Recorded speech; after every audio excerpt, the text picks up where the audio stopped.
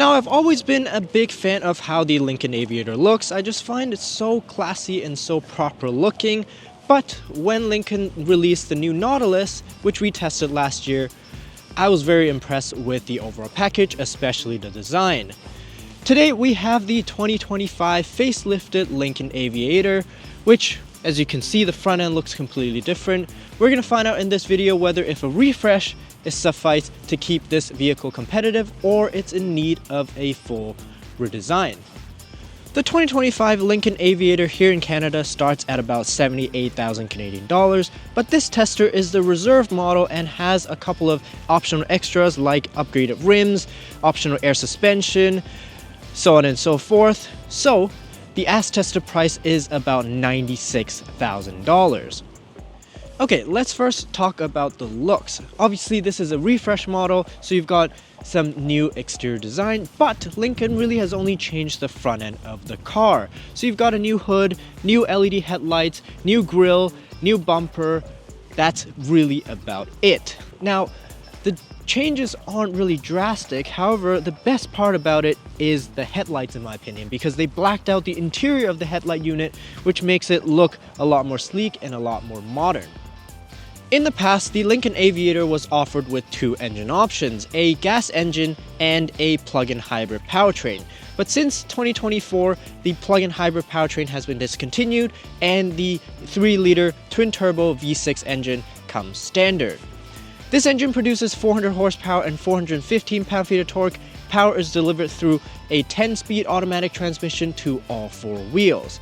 Now bear in mind that this Aviator uses a rear drive architecture, which means that the all-wheel drive on this Aviator is actually a rear-wheel drive based all-wheel drive system.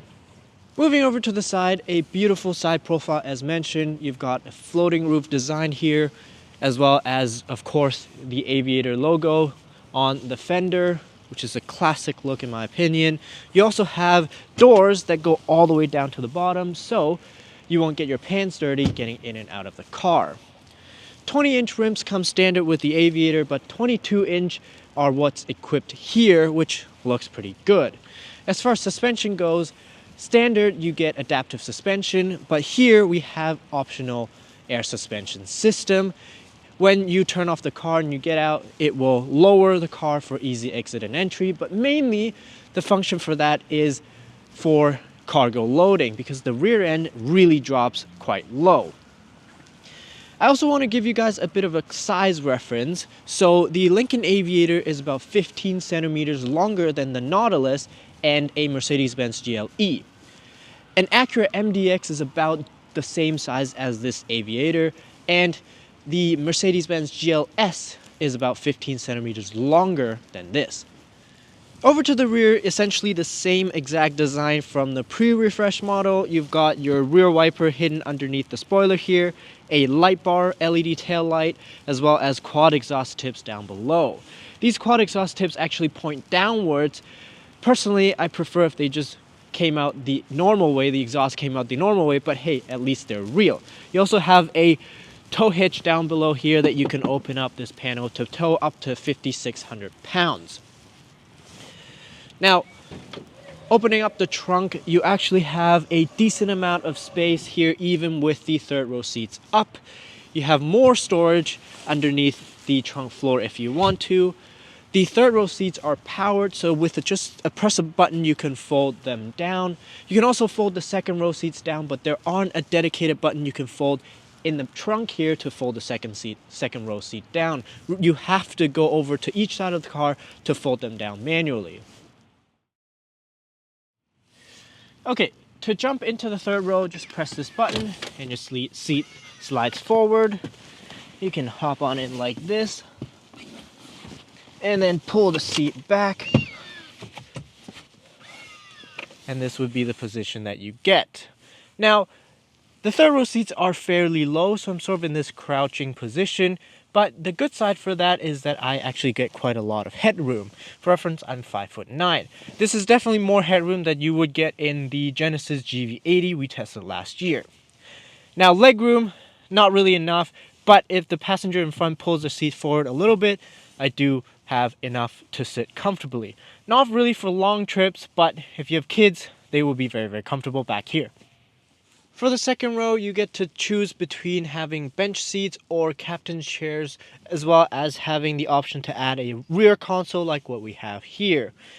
Personally, I think it's kind of a waste of space, but if you like it, it's there. You also get 2 buttons here to control your sunshade for your panoramic sunroof, so you don't need to ask the passenger in front or the driver in front to open or close it for you. In terms of space, plenty of legroom, plenty of headroom. You can also, of course, pull the seats forward, backwards, and recline them as you like. Now, in terms of amenities, the second row comes heated and cooled, and there's also a little screen over here that you can change your climate, change your music, as well as, of course, seat heating.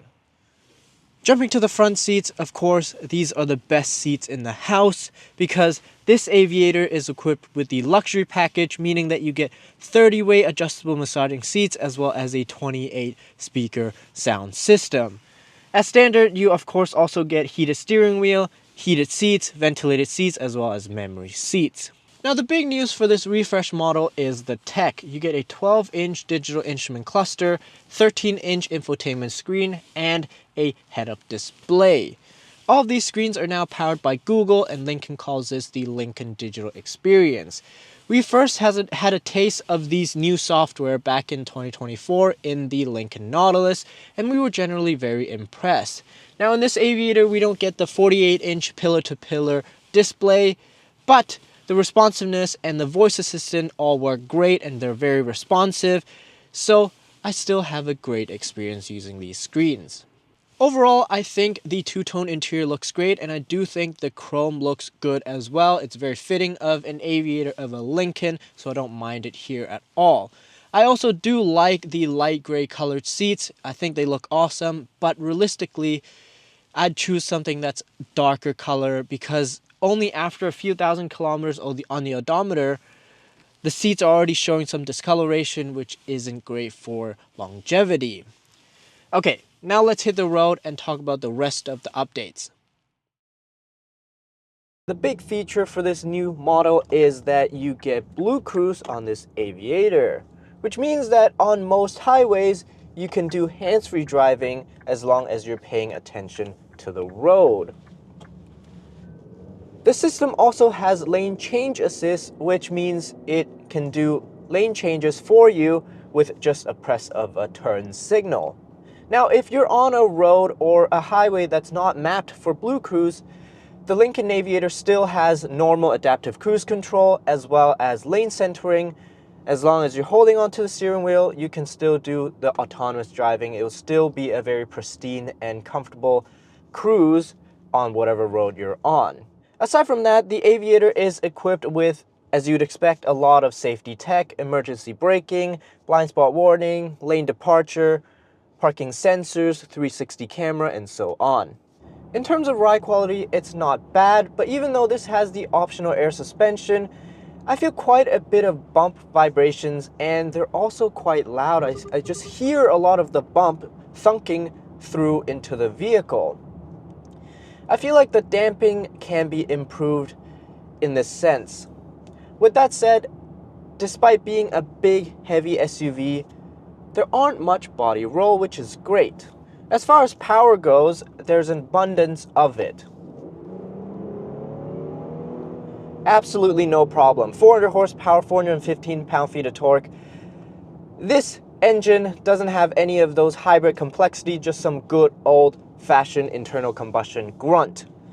Now, there are plenty of power for overtakes and acceleration, but it's nothing sporty or nothing that's very exciting. It just feels like you have a lot of power underneath you.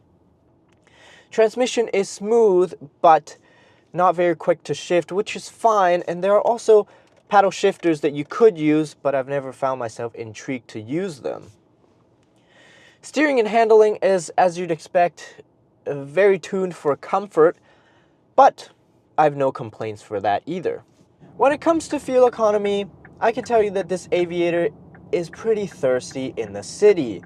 I'm averaging between 15 to 17 liters per 100 kilometers. On the highway, however, it actually did better than I expected. At low 9 liters per 100 kilometers. Overall, I think this 2025 Lincoln Aviator presents a good package as a comfortable luxury family SUV. And although it doesn't have the pillar-to-pillar 48-inch display like what the Nautilus has, I don't think it needs all that much screen, because in my opinion the software for the Nautilus is not very mature enough to make use of all those screen real estate. In terms of the price proposition, I think 96,000 Canadian dollars is a lot for this Aviator. However, personally, if I were to spec one, I would get rid of a couple of the options like the air suspension, like the optional extra rims, and definitely the rear console there. So you can aim for a good specification of an Aviator to be $85,000 to $90,000. And at that price point, I think it's fairly acceptable and a fairly good value for what you're getting. Let me know down in the comments below what you think about this Aviator. Would you pick something else like the Acura MDX, or even a slightly smaller GV80, or a Mercedes GLE, or step it up to a GLS? Let me know. Thanks for watching. Don't forget to like and subscribe. We'll see you in the next one.